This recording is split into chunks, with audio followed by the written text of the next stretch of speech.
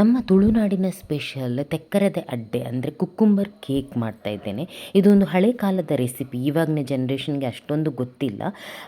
ನಾವು ಮಾಡಿದರೆ ಒಳ್ಳೆಯದು, ನೆಕ್ಸ್ಟ್ ಜನ್ರೇಷನ್ ಕೂಡ ಅದನ್ನು ಮಾಡ್ಕೊಂಡು ಹೋಗ್ತಾರೆ.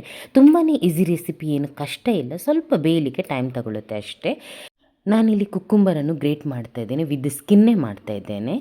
ನಂತರ ಇದನ್ನು ನಾನು ಗ್ರೈಂಡ್ ಮಾಡೋದಿಲ್ಲ ಕುಕ್ಕುಂಬರನ್ನು. ಕೆಲವರು ಗ್ರೈಂಡ್ ಮಾಡ್ತಾರೆ, ಆದರೆ ಈ ರೀತಿ ಮಾಡಿದರೆ ತುಂಬಾ ಟೇಸ್ಟಿಯಾಗಿ ಬರ್ತದೆ.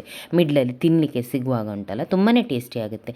1 ಲೋಟದಷ್ಟು ದೋಸೆ ರೈಸ್ ತಗೊಂಡಿದ್ದೇನೆ. ಅದೇ ಲೋಟದಲ್ಲಿ 3/4 ಕಪ್ಪಷ್ಟು ಬೆಲ್ಲ ತಗೊಂಡಿದ್ದೇನೆ. ನಿಮ್ಮ ಸ್ವೀಟಿಗೆ ಅನುಗುಣವಾಗಿ ಸ್ವೀಟ್ ಅಡ್ಜಸ್ಟ್ ಮಾಡ್ಕೊಳ್ಳಿ. ನಾನಿಲ್ಲಿ 2 ಗಂಟೆಯಷ್ಟು ಹೊತ್ತು ರೈಸನ್ನು ನೆನೆಸಿಟ್ಟಿದ್ದೇನೆ. ಏಲಕ್ಕಿ ಮತ್ತು ಪೆಪ್ಪರ್ ಕೂಡ ಹಾಕ್ತಾ ಇದ್ದೇನೆ. ಅರ್ಜೆಂಟ್ ಇದ್ದರೆ 1 ಗಂಟೆ ಮುಂಚೆ ಬಿಸಿನೀರಲ್ಲಿ ಕೂಡ ನೆನೆಸಿಡ್ಬೋದು. ಒಟ್ಟಿಗೆ ಹಾಕೋದು ಏನು ಕಷ್ಟ ಇಲ್ಲ ಈ ರೆಸಿಪಿ ಇದು ತಿಂಡಿ ಮಾಡಲಿಕ್ಕೆ. ಸ್ವಲ್ಪ ನಾನಿಲ್ಲಿ ಕೋಕೋನಟ್ ಗ್ರೈಂಡ್ ಮಾಡುವಾಗ ಸ್ವಲ್ಪ ಹಾಕ್ತೇನೆ, ಮತ್ತೆ ಕೂಡ ಹಾಕ್ತೇನೆ. ನಾನು ನೋಡಿ ಇಷ್ಟೇ ನೀರು ಹಾಕೋದು, ಜಾಸ್ತಿ ಹಾಕೋದಿಲ್ಲ. ಬೆಲ್ಲ, ಕೋಕೋನಟ್ ಎಲ್ಲ ಸ್ವಲ್ಪ ನೀರು ಬಿಟ್ಕೊಳ್ಳುತ್ತೆ. ತರಿಯಾಗಿ, ತುಂಬ ತರಿ ಕೂಡ ಅಲ್ಲ, ಸ್ವಲ್ಪ ಮುಟ್ಟುವಾಗ ಕೈಯಲ್ಲಿ ಸ್ಯಾಂಡ್ ಮುಟ್ಟಿದ ಥರ ಇರಬೇಕು, ಆ ಥರ ಗ್ರೈಂಡ್ ಮಾಡಬೇಕು. ಆವಾಗ ತಿನ್ನಲಿಕ್ಕೆ ಚೆನ್ನಾಗಾಗುತ್ತೆ. ಫೈನ್ ಪೇಸ್ಟ್ ಮಾಡಲಿಕ್ಕೆ ಹೋಗಬಾರ್ದು. ನಂತರ ಒಂದು ಬೌಲಿಗೆ ಟ್ರಾನ್ಸ್ಫರ್ ಮಾಡಿಬಿಟ್ಟು ಅದಕ್ಕೆ ನಾನು 1 ಚಿಟಿಕೆಯಷ್ಟು ಉಪ್ಪು ಟೇಸ್ಟಿಗೋಸ್ಕರ ಹಾಕ್ತಾಯಿದ್ದೇನೆ. ನಂತರ ಇಲ್ಲಿ ಗ್ರೇಟ್ ಮಾಡಿದ ಕುಕ್ಕುಂಬರನ್ನು ಕೂಡ ಇದಕ್ಕೇ ಹಾಕ್ತಾಯಿದ್ದೇನೆ. ಈ ರೀತಿ ಮಾಡಿದರೆ ತುಂಬಾ ಚೆನ್ನಾಗಿರುತ್ತೆ. ನೀವು ಗ್ರೈಂಡ್ ಮಾಡೋದಕ್ಕಿಂತ ಈ ರೀತಿ ಮಾಡಿ.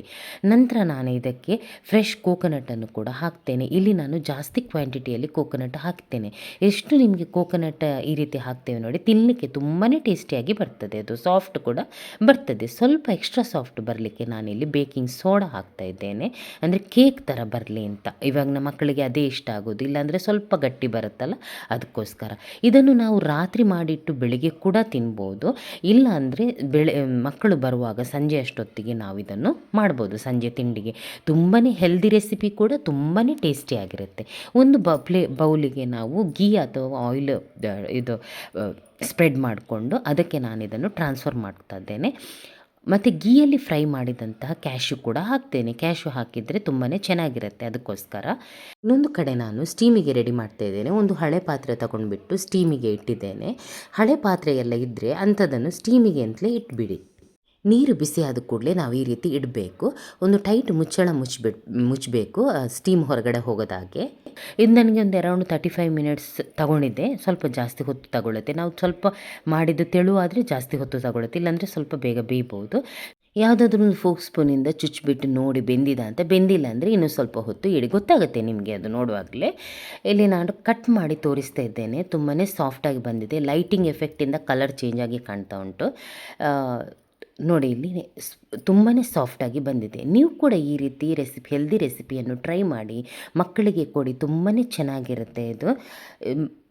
ನನ್ನ ರೆಸಿಪಿಯನ್ನು ಎಲ್ರಿಗೂ ಶೇರ್ ಮಾಡಿ. ಹೊಸದಾಗಿ ನೋಡುವವರು ಸಬ್ಸ್ಕ್ರೈಬ್ ಮಾಡಿ, ಲೈಕ್ ಮಾಡಿ, ಕಮೆಂಟ್ಸ್ ಮಾಡಿ.